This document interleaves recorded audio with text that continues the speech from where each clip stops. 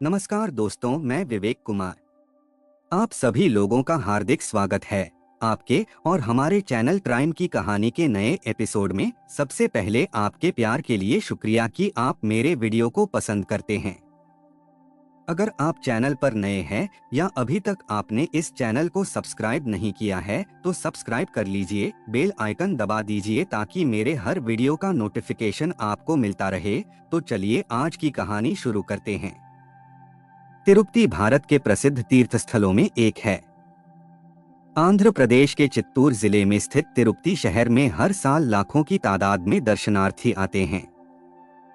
समुद्र तल से करीब 3200 फीट की ऊंचाई पर तिरुमला की पहाड़ियों पर बना श्री वेंकटेश्वर मंदिर यहाँ का सबसे बड़ा आकर्षण है। कई शताब्दी पहले बना यह मंदिर दक्षिण भारतीय वास्तुकला और शिल्पकला का अद्भुत उदाहरण है।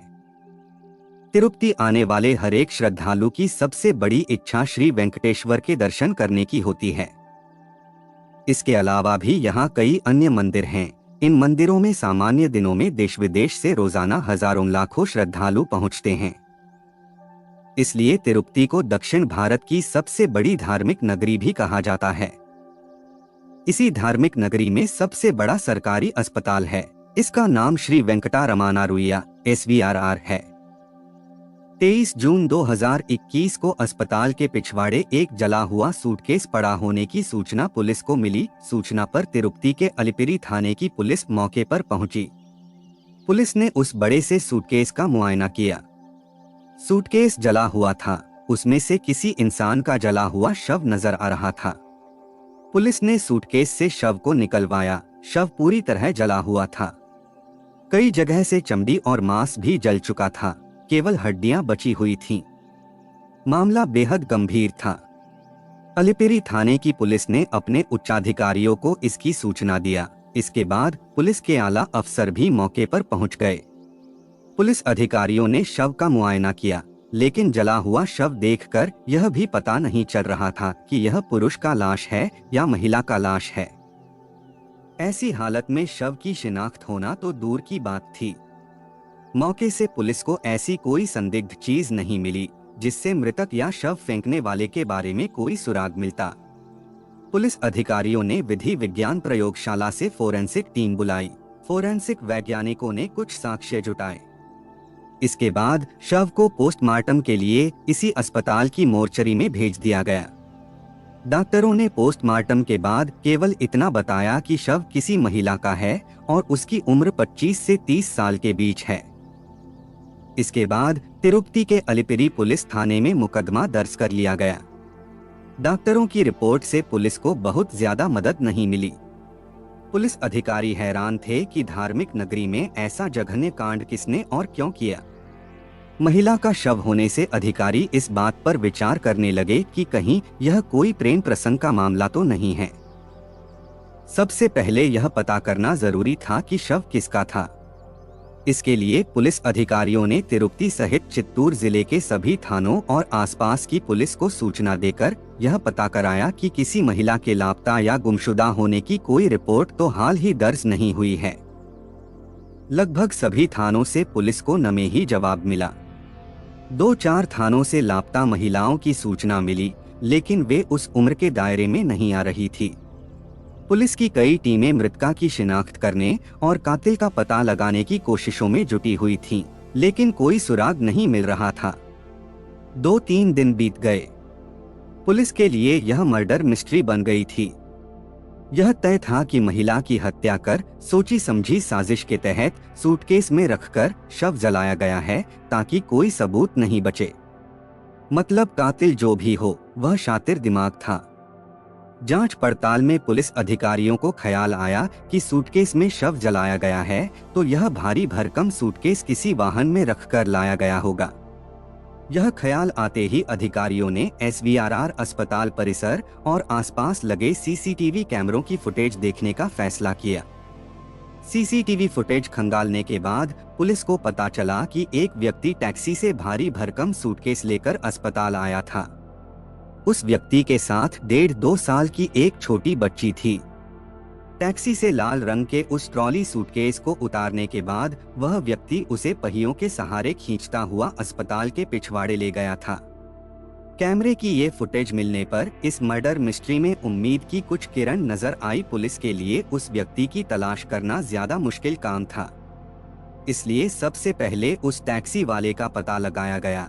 1-2 दिन की भागदौड़ के बाद पुलिस को वह टैक्सी वाला मिल गया। पुलिस ने उससे पूछताछ की तो पता चला कि 22 जून की रात एक व्यक्ति उसकी टैक्सी में लाल रंग का ट्रॉली वाला सूटकेस रख कर लाया था। सूटकेस भारी भरकम था, उसे खींचने में उसे जोर लगाना पड़ रहा था। उस व्यक्ति के साथ 1.5-2 साल की एक बच्ची भी थी।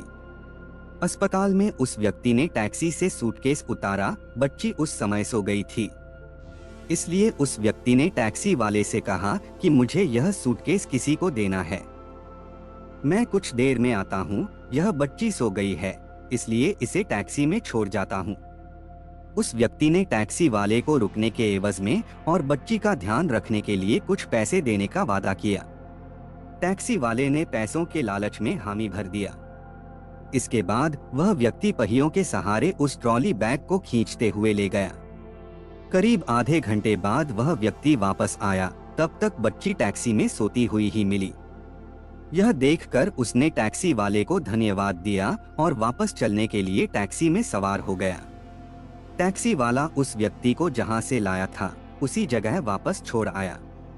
उस व्यक्ति ने बच्ची को गोद में उठाया और टैक्सी से उतरकर किराए का हिसाब किया। इसके बाद वह व्यक्ति लंबे लंबे डग भरता हुआ तेजी से एक तरफ चला गया।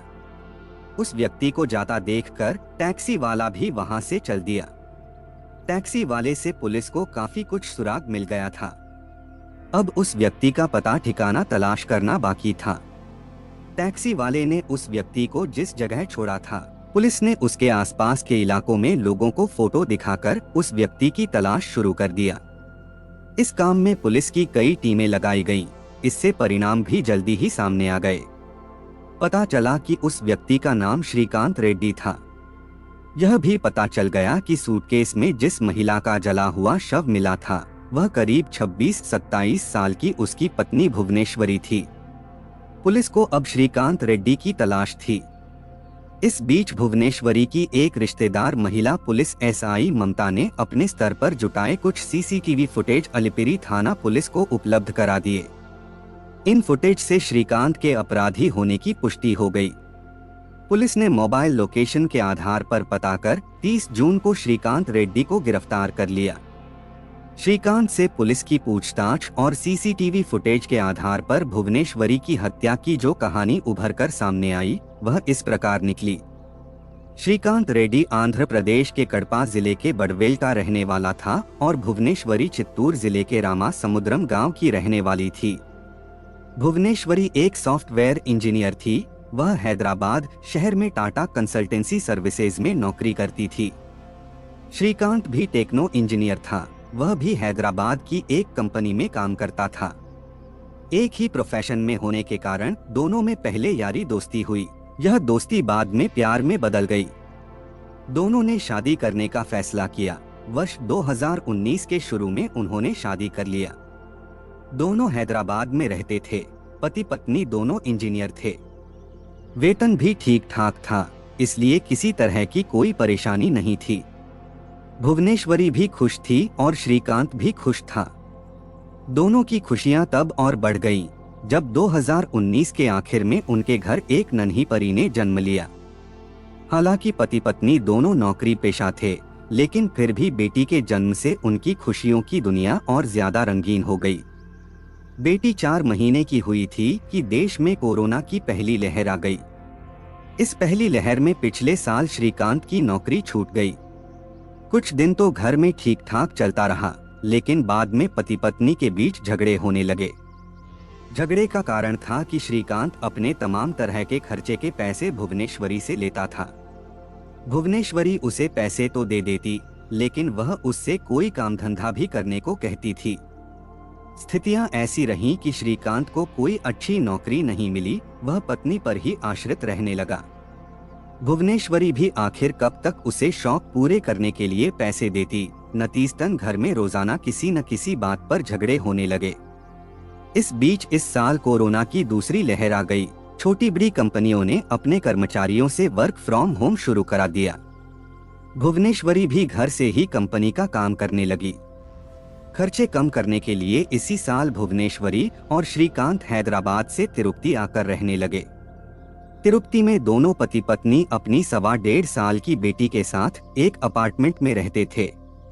तिरुपति आने के बाद भी श्रीकांत निठल्ला बना रहा। उसके निठल्लेपन के कारण घर में झगड़े बढ़ते जा रहे थे। पत्नी उसे कई बार पैसे देने से मना कर देती थी, इससे श्रीकांत चिढ़ जाता था। पत्नी की पाबंदियों और रोज की रोकटोक से श्रीकांत के मन में उसके प्रति घृणा बढ़ती गई, लिहाजा उसने भुवनेश्वरी को ठिकाने लगाने का फैसला किया। 22 जून 2021 को भुवनेश्वरी जब अपने फ्लैट में सो रही थी तो श्रीकांत ने तकिए से गला दबाकर उसे मौत की नींद सुला दिया। पत्नी की सांसें थमने के बाद वह उसका शव ठिकाने लगाने के बारे में सोचने लगा। काफी सोच विचार के बाद उसने घर में रखा एक लाल रंग का बड़ा ट्रॉली सूटकेस निकाला और उसमें भुवनेश्वरी की लाश बंद कर दिया। वह अपनी 1.5 साल की बेटी के बारे में सोचने लगा। वह उस मासूम को अकेला कहीं छोड़कर भी नहीं जा सकता था और उसको मारना भी नहीं चाहता था। शाम का धुंधलका होने पर श्रीकांत ने बेटी को गोद में उठाया और भुवनेश्वरी की लाश वाला ट्रॉली सूटकेस बाहर निकालकर फ्लैट में ताला लगाया। वह लिफ्ट के सहारे ट्रॉली सूटकेस लेकर नीचे आया और गलियारे से होकर अपार्टमेंट से बाहर निकल गया। बाहर सड़क पर आकर उसने टैक्सी लिया। उसमें वह सूटकेस रखा। बेटी को गोद में लिए हुए वह टैक्सी से SVRR अस्पताल पहुंचा और टैक्सी वाले को रुकने को कहकर सूटकेस लेकर चला गया। मासूम बेटी को वह टैक्सी में ही सोते हुए छोड़ गया। सूटकेस को धकेलता हुआ वह अस्पताल के पिछवाड़े ले गया। वहां अंधेरा और घास-फूस थी। सूटकेस को एक कोने में ले जाकर उसने उस पर अपने साथ लाया हुआ पेट्रोल छिड़क दिया और आग लगा दिया।